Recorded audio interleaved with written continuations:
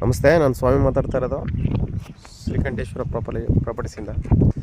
ಇದೊಂದು ಲ್ಯಾಂಡ್ ಬಂದೈತೆ ತಾರ್ ರೋಡ್ಗೆ. 2 ಎಕರೆಗೆ 2 ಗುಂಟೆ ಹೊಂದ್ಕೊಂಡಿರುವಂಥ ಲ್ಯಾಂಡು.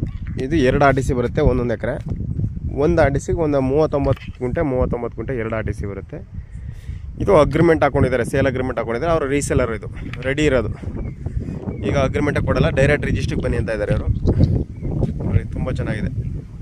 ಮೈಸೂರಿಗೆ ಒಂದು 46 ಕಿಲೋಮೀಟ್ರ್ ಆಗುತ್ತೆ ಲ್ಯಾಂಡಿಂದ. ತುಂಬ ಚೆನ್ನಾಗಿದೆ.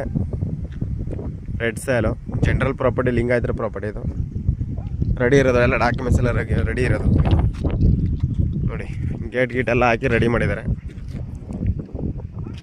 NHಗೆ 3 ಕಿಲೋಮೀಟ್ರು ನ್ಯಾಷನಲ್ ಹೈವೇಗೆ.